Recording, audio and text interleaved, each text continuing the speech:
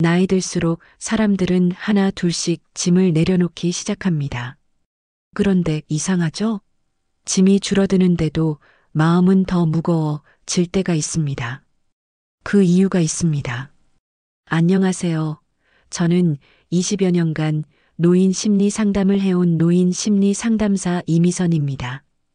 오늘은 나이가 드셨는데도 여전히 마음의 짐을 지고 계시는 분들의 이야기를 나누고 해결 방법을 찾아보려 합니다.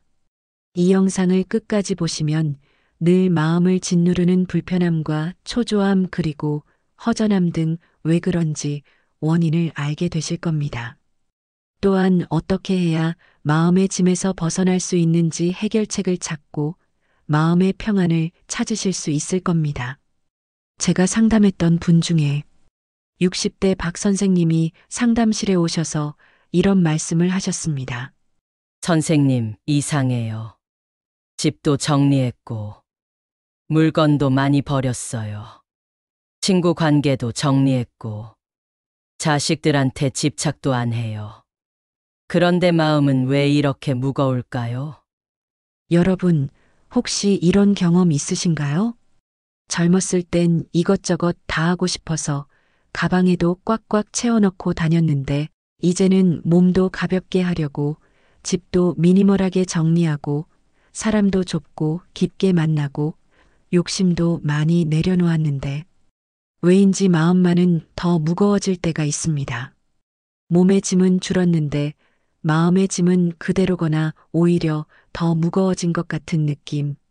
그 이유 오늘 정확히 알려드립니다. 사실 우리가 정말 내려놓아야 할 건 물건이나 관계가 아니었습니다. 바로 마음속 깊이 자리 잡은 4가지 감정이었습니다. 오늘은 4위부터 하나씩 풀어볼 건데요. 각 항목마다 실제 사례와 함께 어떻게 내려놓을 수 있는지 구체적인 방법까지 알려드리겠습니다. 그리고 가장 마지막에 나올 1위는 제가 20년 넘게 시니어 상담하면서 가장 많이 들었던 그리고 가장 무거운 마음의 짐이었습니다. 아마 여러분 가슴 한복판을 건드릴 겁니다. 자, 그럼 4위부터 시작해 볼까요? 4위는 비교심입니다. 이웃집 김 사장은 자식들이 다 잘 됐던데, 큰아들은 의사, 둘째는 대기업, 우리 애는 아직도 직장을 옮겨 다니네. 저 친구는 해외여행 매년 가던데. 난 요새 병원비 내기도 빠듯해. 같은 해에 은퇴했는데 쟤는 연금도 많고 여유 있어 보이고 나는 왜 이 모양일까? 여러분, 한 번쯤 아니, 솔직히 자주 이런 생각 해보셨죠? 괜찮습니다. 저도 합니다. 비교는 인간의 본능이에요. 문제는 이겁니다. 나이가 들수록 비교가 더 아프다는 거. 왜 나이 들수록 비교가 더 아플까요? 젊었을 땐 이렇게 생각했습니다. 아직 시간 있어. 나도 언젠간 저렇게 될 거야. 그런데 이제는 이게 마지막인가 하는 생각이 듭니다. 역전의 기회가 없어 보이니까 비교가 더 쓰립니다. 69세 이 여사님 이야기입니다. 이 여사님은 평생 검소하게 사셨어요. 자식 교육에 올인하시고 당신은 늘 참으시고 그런데 요즘 고등학교 동창 모임만 가면 마음이 불편하대요. 쟤는 외제차 타고 오고 쟤는 강남에 아파트 있고 쟤는 자식이 미국서 성공했고 집에 오면 화가 치밀어 오르고 남편한테 짜증도 내게 되고 잠도 안 오고 그래서 제가 여쭤봤습니다. 그 친구들 정말 행복해 보이던가요? 이 여사님이 가만히 생각해 보시더니 이러시더라고요. 글쎄요, 사실 외제차 타는 친구는 남편이 바람 피워서 혼자 사는데 강남 아파트 있는 친구는 자식이 연락도 안 한대요. 미국 간 자식 둔 친구는 1년에 한 번 보기도 힘들다고 울고 웃긴 건 말이에요. 그 친구들도 이 여사님을 부러워한답니다. 너는 좋겠다. 자식들이 가까이 살고 남편이랑 금슬도 좋고. 우린 창문 밖만 봅니다. 남의 집 거실은 환해 보이는데 내 집은 어두워 보입니다. 하지만 여러분, 모든 집에는 꺼지지 않는 불빛도 있지만 켜지지 않는 방도 있습니다. 잠깐 영상 보시다가 말고요. 이 영상이 도움되신다면 구독 버튼 꾹, 좋아요도 함께 눌러주세요. 여러분의 작은 클릭이 더 좋은 콘텐츠를 만드는 큰 힘이 됩니다. 자, 다시 이어가겠습니다. 그럼 어떻게 하면 비교를 내려놓을 수 있을까요? 첫째, 비교 대상을 바꾸세요. 남과 비교하지 말고 1년 전에 나와 비교하세요. 1년 전보다 건강해졌나? 1년 전보다 마음이 편해졌나? 1년 전보다 웃는 날이 많아졌나? 이게 진짜 성장입니다. 둘째, 감사 세 줄 쓰기. 매일 자기 전에 오늘 감사한 일 3가지만 적어보세요. 오늘 날씨가 좋았다. 오늘 밥이 맛있었다. 오늘 누가 안부 전화를 했다. 이것만 한 달 하시면 눈에 보이는 게 달라집니다. 인생은 등수가 없습니다. 늦게 피는 꽃이 있고 천천히 익어가는 과일도 있습니다. 오늘 내가 어제보다 조금 더 편안하면 그걸로 충분히 성공입니다. 다음은 3위입니다. 고집. 이거 좀 뜨끔하실 수 있어요. 내가 살아보니까 말이야, 그거 다 해봤어. 소용없어. 요즘 애들은 몰라. 세상이 그렇게 호락호락하지 않아. 여러분, 이 말 자주 하시나요? 사실 이 말 자체가 나쁜 건 아닙니다. 경험에서 나온 지혜니까요. 문제는 이 말이 벽이 될 때입니다. 72세 최 선생님 이야기입니다. 최 선생님은 평생 교사셨어요. 은퇴하시고도 책 많이 읽으시고 아주 지적이신 분입니다. 그런데 스마트폰은 절대 안 배우셨어요. 그거 젊은 애들이나 하는 거지. 나는 전화면 돼. 괜히 복잡하게 뭐 하러 배워. 어차피 늙으니까 뭘 안다고. 그러다 코로나가 왔습니다. 교회도 온라인 예배, 친구 모임도 줌으로, 손주들 얼굴 보는 것도 화상통화로. 최 선생님은 혼자 남겨졌습니다. 딸이 매일 전화로 설명해줘도 에이, 모르겠어. 너희끼리 해. 그렇게 1년을 보내셨대요. 너무 외로워서. 그런데 어느 날 동네 복지관에서 어르신 스마트폰 교실을 열었어요. 처음엔 안 가시려다가 친구가 꼬셔서 마지못해 가셨대요. 근데 가보니까 자기보다 나이 많은 분들도 배우고 계시더래요. 80대 할머니가 카톡으로 손자한테 스티커 보내는 거 보고 충격 받으셨대요. 아, 나만 안 하는구나. 그날부터 열심히 배우셨습니다.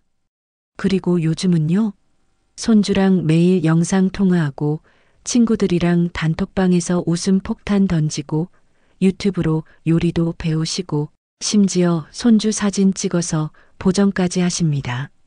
최 선생님이 그러시더라고요. 아휴, 진작 배울 걸. 세상이 이렇게 재밌는 줄 몰랐네.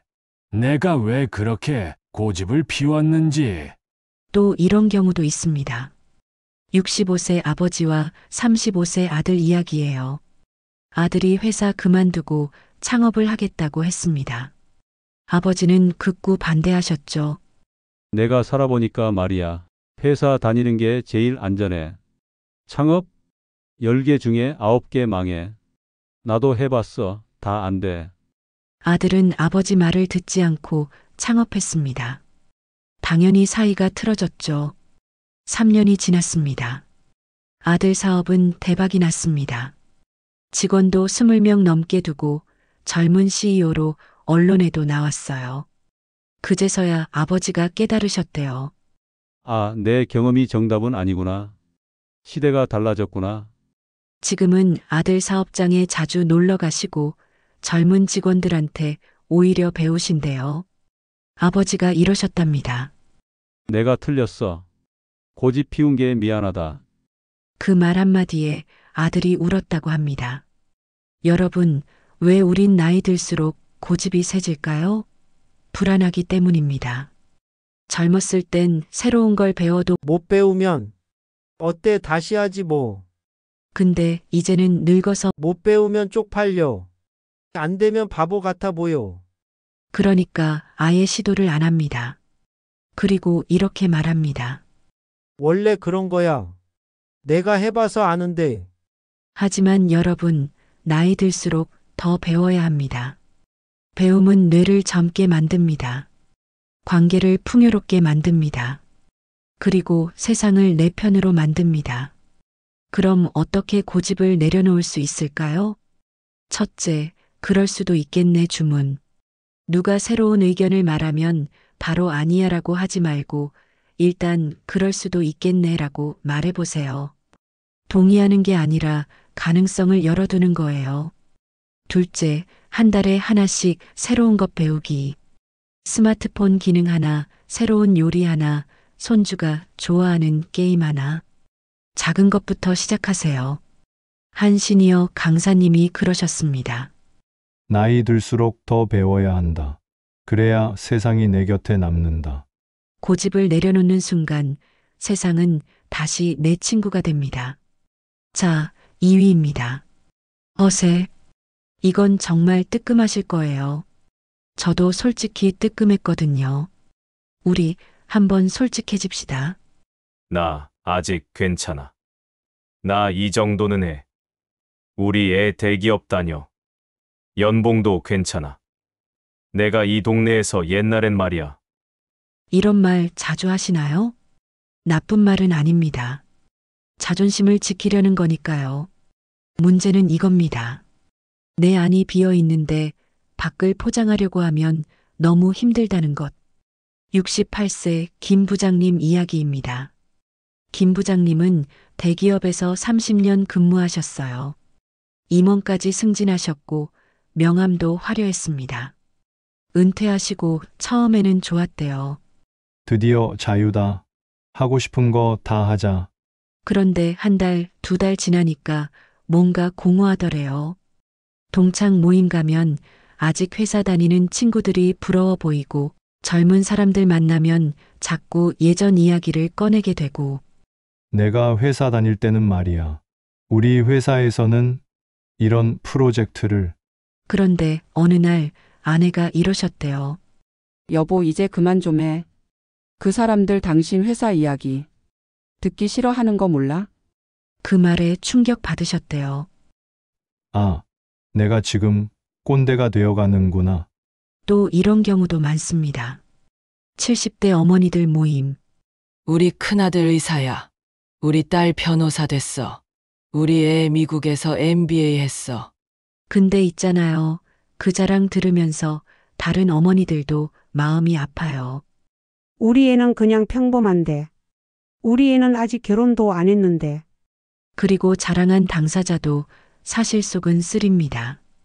의사 된 아들, 너무 바빠서 1년에 한 번 보기 힘들고, 변호사 딸 스트레스 때문에 집에 오면 짜증만 내고, MBA 한 해 미국에서 결혼해서 손주 얼굴 못 보고, 우린 껍데기를 자랑하지만 속은 텅 비어 있을 때가 많습니다.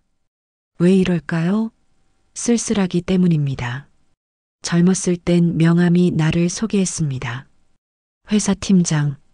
사람들이 명함을 보고 오했습니다. 근데 이제는 명함도 없습니다. 소개할 타이틀도 없습니다. 나는 누구인가? 이 질문 앞에서 우린 불안해집니다. 그래서 포장지를 더 씹습니다. 자식 자랑, 재산 자랑, 과거 자랑. 하지만 여러분, 증명할 필요 없습니다. 당신은 이미 충분히 가치 있는 사람입니다. 명함이 없어도, 직함이 없어도, 자식이 성공하지 않아도 당신이 존재하는 것 자체가 의미입니다. 그럼 어떻게 허세를 내려놓을 수 있을까요? 첫째, 진짜 나를 찾으세요. 직함 빼고, 재산 빼고, 자식 빼고. 나는 누구인가? 나는 음악을 좋아하는 사람. 나는 산책을 즐기는 사람. 나는 따뜻한 말을 좋아하는 사람. 이게 진짜 나입니다. 둘째, 소박한 자랑을 하세요. 우리 애 의사야 대신 우리 애 오늘 전화했어. 목소리 좋더라. 나 옛날에 대단했어. 대신 나 오늘 공원에서 좋은 산책했어. 작은 일상이 진짜 자랑입니다. 한 어르신이 그러셨습니다. 포장지를 벗었더니 비로소 내가 보이더라. 평온한 얼굴, 편안한 말투, 다정한 눈빛. 그게 인생 후반의 가장 고귀한 명품입니다. 자, 드디어 1위입니다. 여러분이 가장 공감하실, 그리고 가장 내려놓기 힘든 것. 바로 미련입니다. 여러분, 가장 무거운 짐은 짐칸이 아니라 가슴 속에 있습니다. 그때 그 말만 하지 않았어도, 그 사람만 아니었다면, 그 선택만 다르게 했어도, 그때 조금만 더 잘했으면. 우린 자꾸 돌아봅니다. 마치 영화를 되돌리듯이 75세 박할머니 이야기입니다. 박할머니는 45년을 함께 사신 남편을 5년 전에 떠나보내셨어요. 지금도 할머니 방에는 남편 사진이 곳곳에 있고 옷장에는 남편 옷이 그대로 걸려 있고 서랍에는 남편이 쓰던 물건들이 그대로입니다. 아들이 몇 번 정리하자고 했지만 할머니는 절대 안 된다고 하셨대요. 이거라도 있어야 아빠가 옆에 있는 것 같아. 그렇게 5년을 사셨습니다. 그런데 작년 어느 날 손녀가 할머니한테 물었답니다. 할머니, 할아버지는 할머니가 이렇게 슬프게 사는 걸 원하실까요? 할머니가 아무 말도 못 하셨대요. 손녀가 또 물었답니다. 할머니, 할아버지가 지금 하늘에서 할머니 보면 뭐라고 할 것 같아요? 할머니가 한참 생각하시다가 이렇게 말씀하셨대요. 여보, 이제 그만 울고 당신도 좀 행복하게 살아요 하겠지. 그날 밤 할머니는 남편 옷을 기부하셨대요. 그리고 남편 사진 앞에서 이렇게 말씀하셨답니다. 미안해요, 여보. 당신 붙들고 있느라 나도 못 살고 당신도 못 보냈네요. 이제 나도 좀 살아볼게요. 그게 당신이 원하는 거죠? 지금 박할머니는 복지관에서 노래 교실도 다니시고 친구들과 여행도 다니시고 손주들과도 더 많이 웃으신답니다. 할머니가 그러셨어요. 미련을 놓으니까 남편이 비로소 편히 쉬는 것 같아요. 그리고 나도 비로소 숨을 쉬는 것 같아요. 70세 어머니 이야기입니다.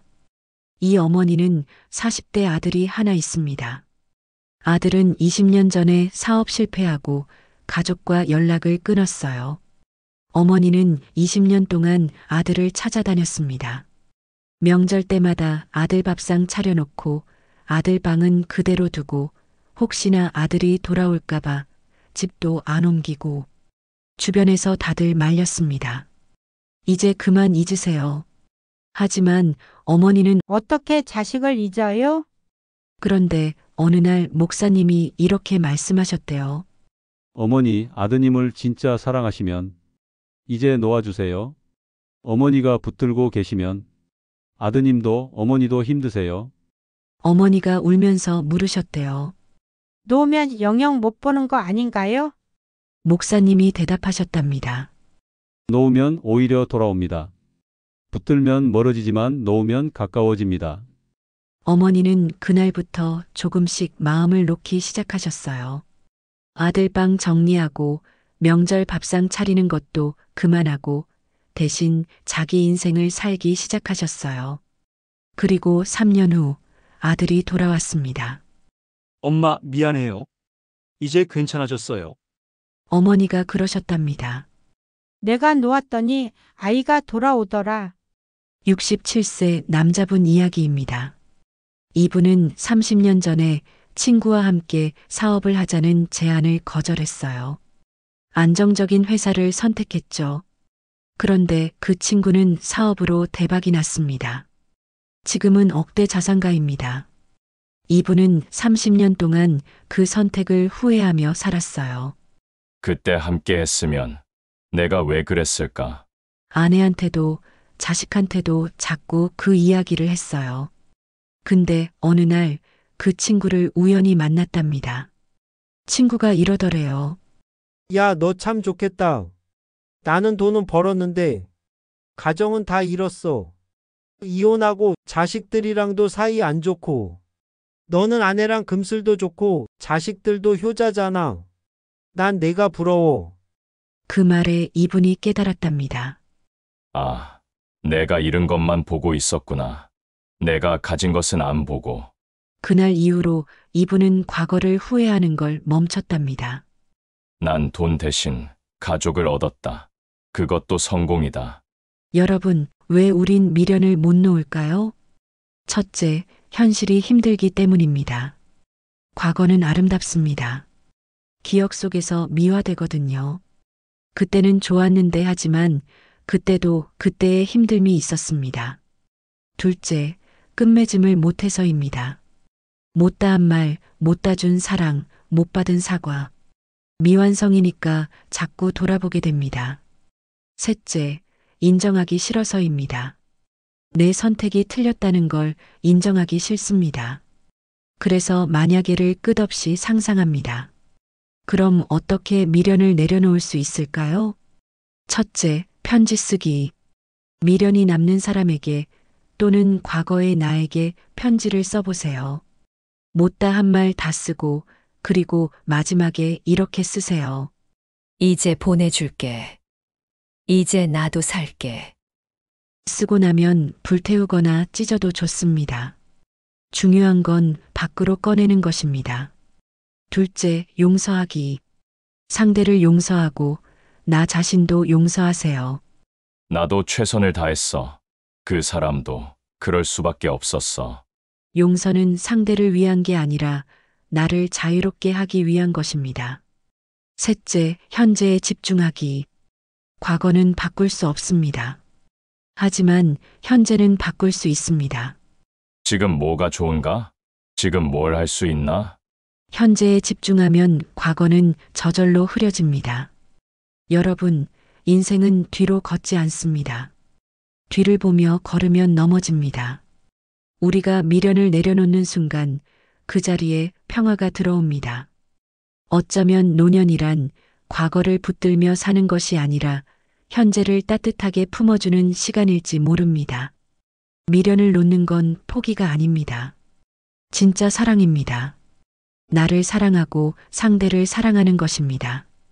자, 오늘 우리가 함께 본 나이 들수록 내려놓아야 할 4가지 다시 한번 정리해 드릴게요. 4위, 비교심. 남과 비교하지 말고 어제의 나와 비교하기. 3위, 고집. 배움을 멈추지 않기, 가능성 열어두기. 2위, 허세. 진짜 나를 찾기, 소박한 자랑하기. 1위, 미련. 과거 놓아주기, 현재에 집중하기. 여러분, 인생 후반에 남는 것은 가진 것이 아니라 가벼워진 마음입니다. 비교를 내려놓고 고집을 풀고 허세를 벗고 미련을 보내면 우리는 마침내 나답게 자유롭게 그리고 평온하게 살아갈 수 있습니다. 한 번에 다 내려놓을 순 없습니다. 조금씩 천천히 오늘 하나 내일 하나 그렇게 가벼워지는 겁니다. 여러분, 오늘 마음 하나 가볍게 내려놓으시겠어요? 그럼 내일은 오늘보다 조금 더 가볍게, 조금 더 행복하게 걸을 수 있을 겁니다. 여러분의 인생 2막을 인생 2막 살롱이 진심으로 응원합니다. 오늘도 영상 봐주셔서 감사합니다. 구독과 좋아요, 알림 설정 꼭 부탁드리고요. 댓글로 여러분이 가장 내려놓고 싶은 마음 한번 나눠주세요. 다음 영상에서 또 만나요. 감사합니다.